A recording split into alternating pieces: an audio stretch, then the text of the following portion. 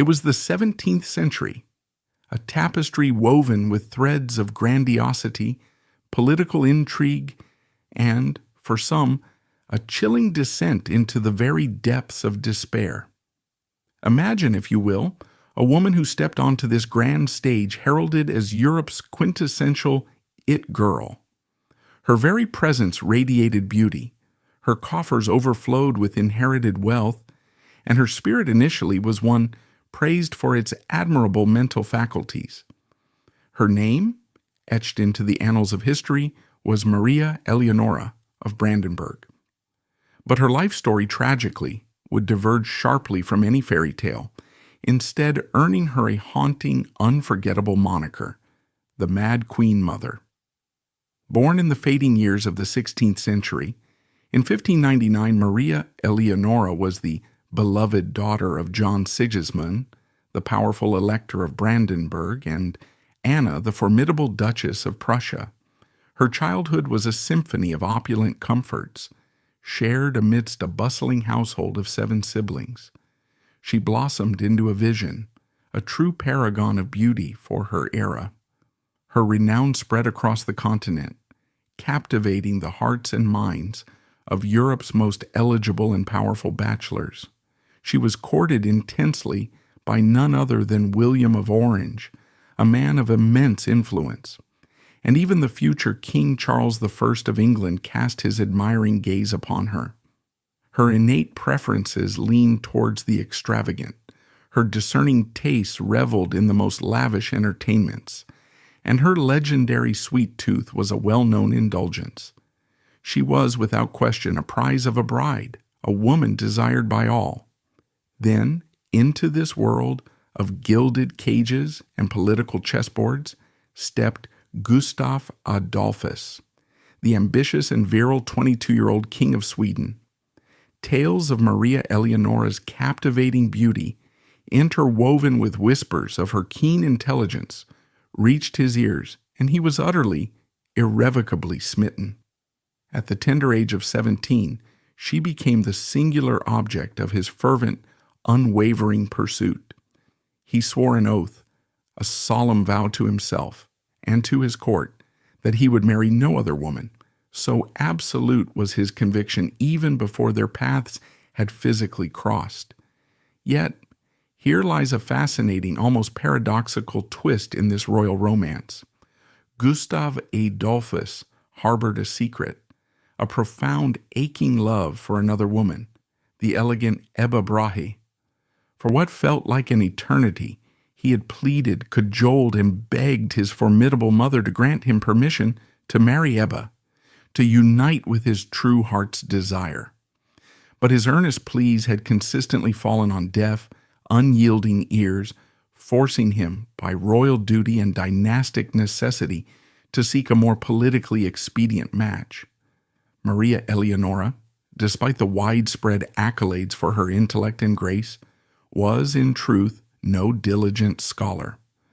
While born a German princess and destined to become a Swedish queen, she never quite mastered the intricacies of proper German or the distinct nuances of the Swedish tongue. Instead, she found her linguistic comfort and expression primarily in French, the sophisticated lingua franca of the European courts during that era.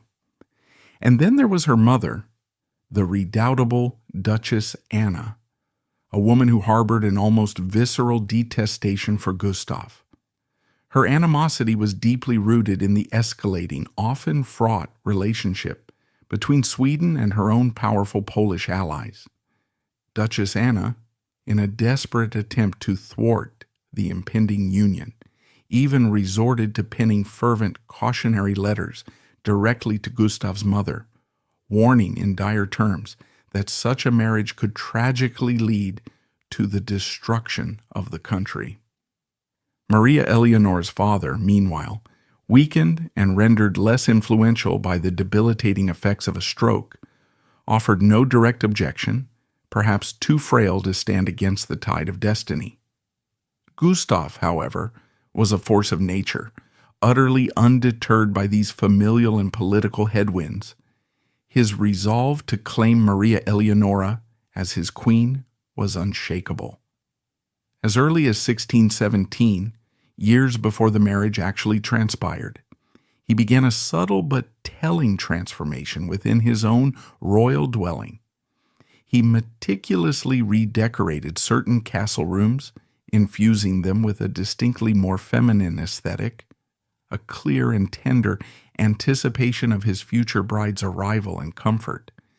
He even undertook the journey to Berlin, a testament to his determination, only to be met with a frustrating diplomatic stonewall.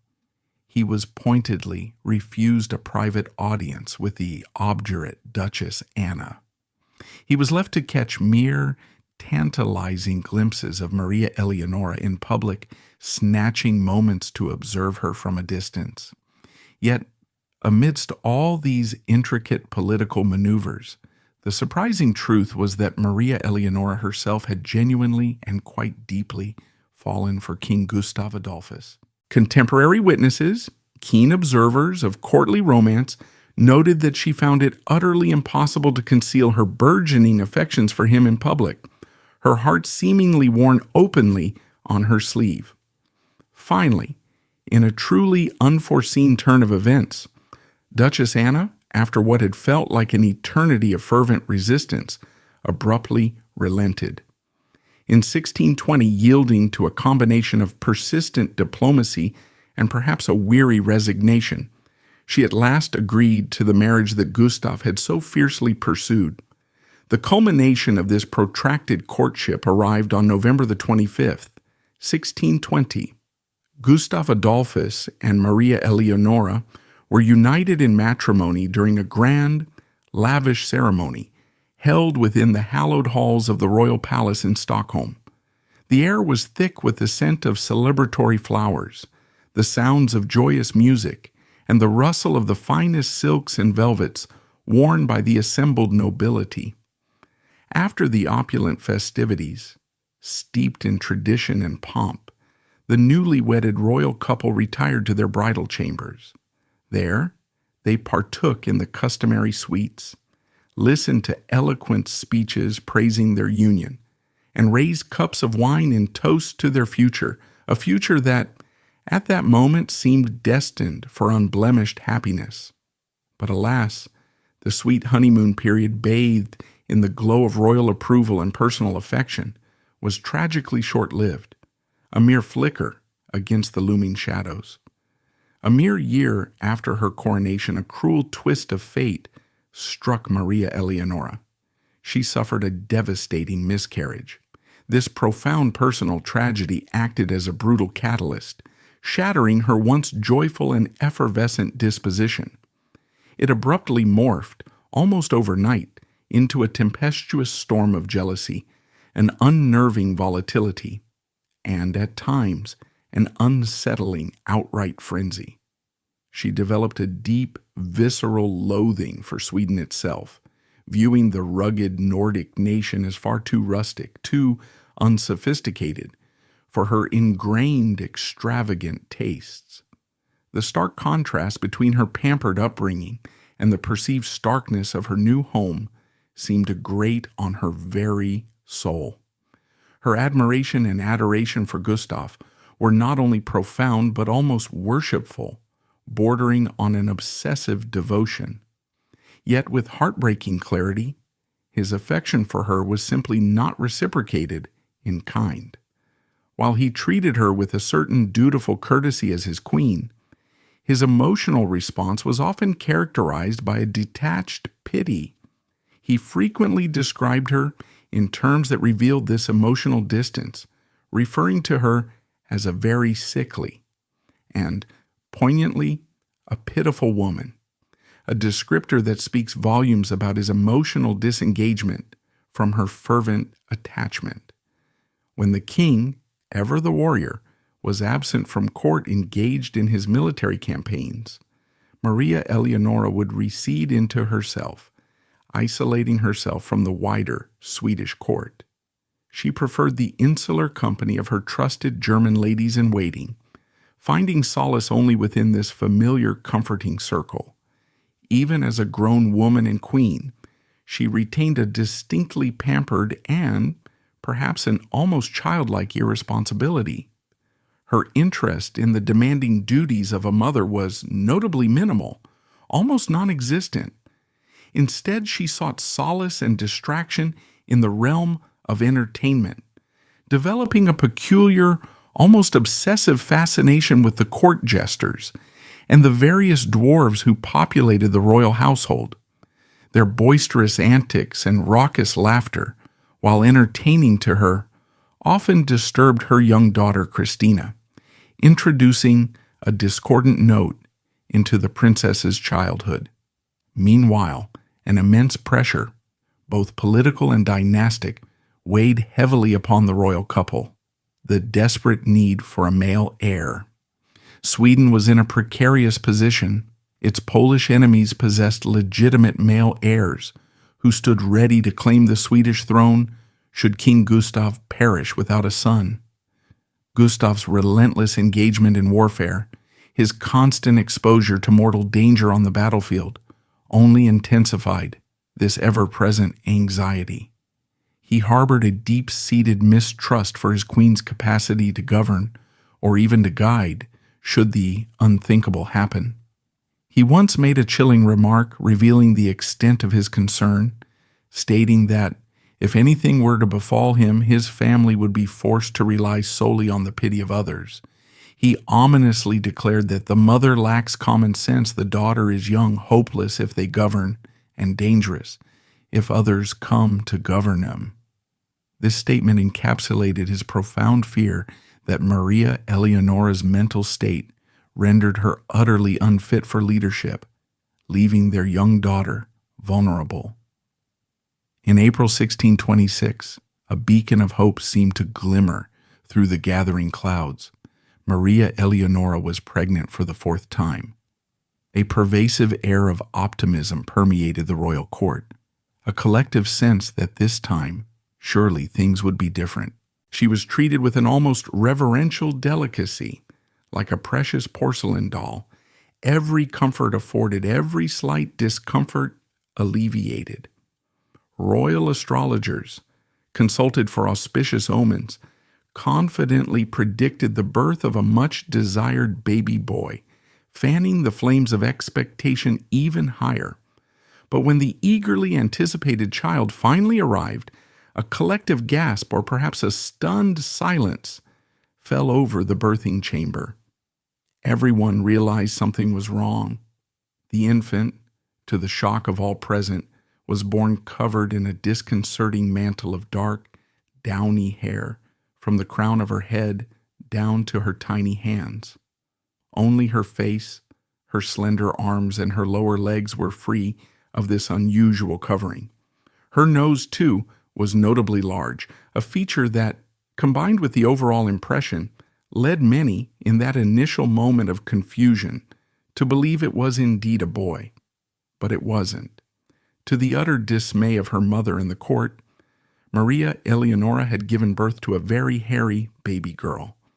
If King Gustav, a man of duty and pragmatism, was merely mildly disappointed by the gender of his child, Maria Eleonora was, by all accounts, utterly, spectacularly devastated.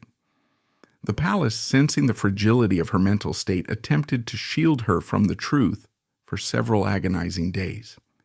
They kept the news of the child's sex and unusual appearance from her. But when the truth inevitably emerged, things got worse than anyone could imagine. Her reaction was reportedly violent, a raw, unfiltered outpouring of grief and rage. She was said to have screamed, her voice echoing through the royal chambers, "Instead of a son, I am given a daughter, dark and ugly, with a large nose and black eyes. Take her away from me. I will not have such a monster."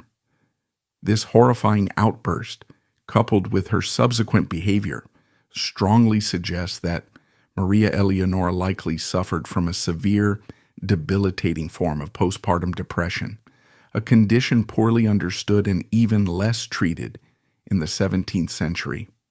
Her profound disappointment with her monstrous daughter manifested in truly alarming ways. So deep was her despair, so severe her alleged mental decline, that she may have gone to horrific lengths to punish her. This period of Christina's early life is shrouded in disturbing reports of inexplicable accidents. The young Princess Christina was, unsettlingly, accident-prone. On one terrifying occasion, she reportedly fell down an entire flight of stairs, a precipitous and dangerous tumble for a small child. Another time, a heavy beam inexplicably fell into her cradle, narrowly missing her. And in perhaps the most enduring and physically damaging incident, she was even reportedly dropped on a hard stone floor, an incident that, according to historical accounts, left her shoulder permanently deformed, a physical manifestation of the trauma she endured. These recurring accidents, particularly given Maria Eleonora's stated aversion to her daughter, have led many historians to infer a pattern of neglect or even deliberate harm, a chilling testament to the Queen's unraveling mental state. King Gustav Adolphus, in stark contrast to his wife's despair, displayed a remarkable acceptance of his daughter. Despite the initial societal and dynastic expectations for a male heir, he remained in good spirits. He even chose to name her Christina, a tender tribute to his beloved mother, adding a touch of humor to the situation with the quip, "She will be clever, for she has fooled us all," acknowledging the widespread expectation of a boy. More significantly, Gustav made a conscious and decisive decision regarding Christina's upbringing. He intended to raise her like a boy. This was not merely a whimsical choice, but a practical one, designed to prepare her for the immense responsibilities of the throne should she indeed inherit it.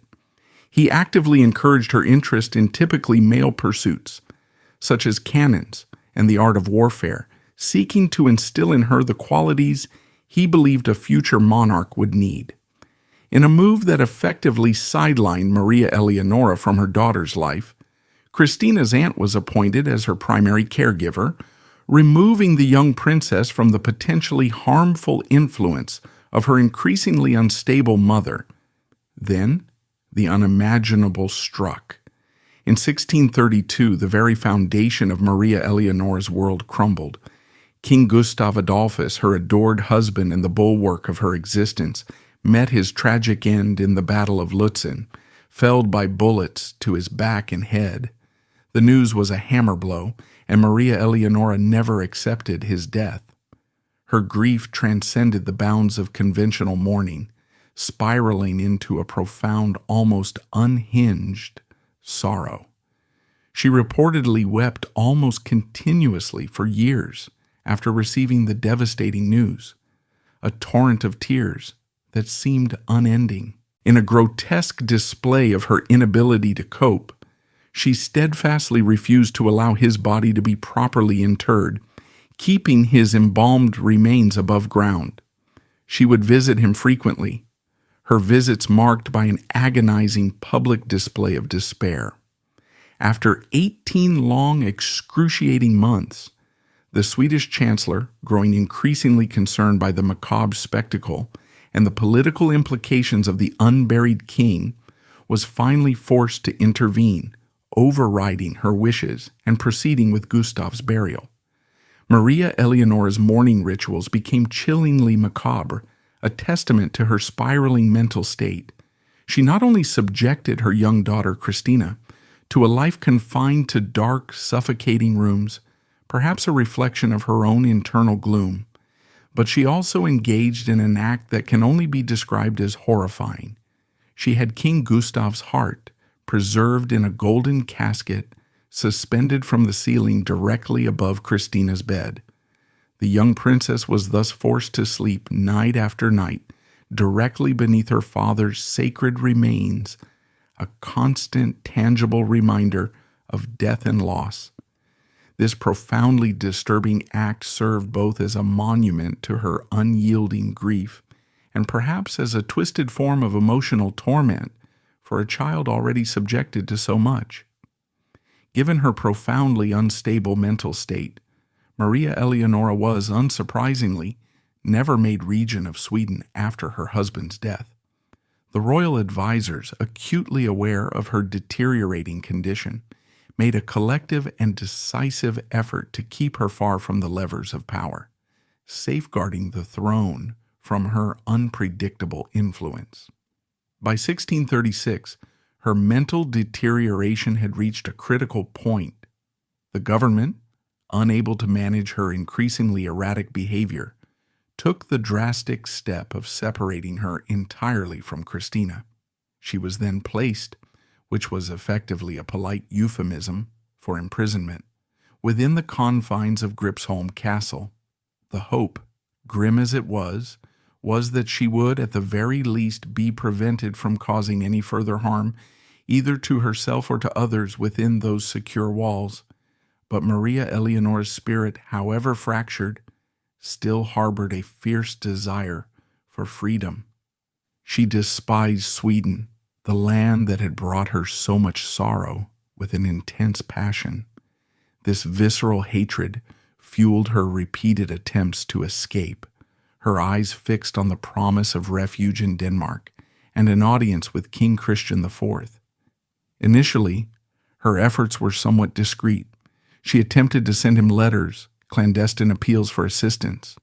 But, as her desperation grew, she resorted to far more drastic and audacious measures. In the 1630s, nearing her 40th year, Maria Eleonora finally and remarkably succeeded in her daring escape. It was a scene worthy of a dramatic play. She and a loyal lady-in-waiting, under the cloak of darkness and secrecy, stealthily slipped out of a window. They made their way to a waiting boat, then transferred to a carriage, moving with a desperate urgency. Their journey culminated in a rapid, clandestine sailing to Denmark, a land she believed offered true freedom from her Swedish confinement. The fallout from this audacious escape landed squarely on Christina, who by then, a teenage queen in her own right, had to pay a substantial allowance to the Danish king as a thank you for accepting and harboring her runaway mother. Yet, despite the drama and triumph of her escape, Maria Eleonora's restless spirit eventually grew weary of life in Denmark. The novelty of freedom wore off, and a sense of dissatisfaction, perhaps an underlying melancholy, crept back in. She eventually chose to return to Sweden, the very country she had so fiercely despised and fled. Life, it seemed, was determined to throw more profound grief her way. Christina's momentous decision to abdicate the Swedish throne in 1654 hit Maria Eleonora with the same crushing force as the news of her husband's death. She was utterly shocked, profoundly devastated by the news, and wept profusely. The loss of her title as Queen Dowager, a symbol of her past status and connection to Gustav, was unbearable, despite Christina's pragmatic promise of continued financial support for her mother. Maria Eleonora passed away at the age of 55, just over a year after Christina's abdication. Those closest to her, who witnessed her final days, attested that she departed this world still consumed by a profound, unending grief. She mourned not only the loss of her beloved, albeit complicated husband, but also the grandeur and title of the kingdom she had lost. Her life, a relentless journey through a maze of mental anguish, personal loss, and the suffocating pressures inherent in royal existence, finally found its quiet, sorrowful conclusion. Throughout her life, punctuating these episodes of emotional turmoil, Maria Eleonora was also known to frequently fast, perhaps a self-imposed penance or a physical manifestation of her psychological distress. Before the tumultuous birth of Christina, she had endured a series of heart-wrenching miscarriages, each one a profound tragedy that chipped away at her emotional resilience. In 1623, she had given birth to a stillborn daughter, a silent grief that was quickly followed by another. In 1625, she became pregnant once more, a ray of hope that was brutally extinguished when she tragically lost the baby after a traumatic sailing experience on rough churning waters. In that agonizing moment, she cried out, her voice raw with despair, "God, I do not feel my child."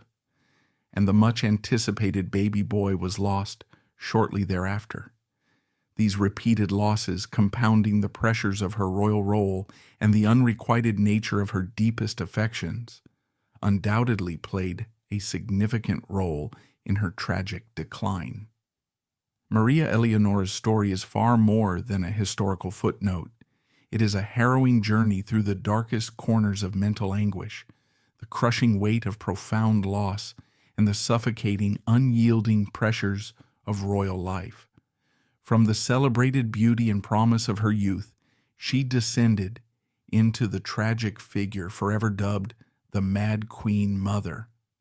Her life stands as a stark, poignant reminder that even within the gilded cages of power, amidst unimaginable wealth and privilege, the human spirit can tragically break under the relentless weight of its own torment.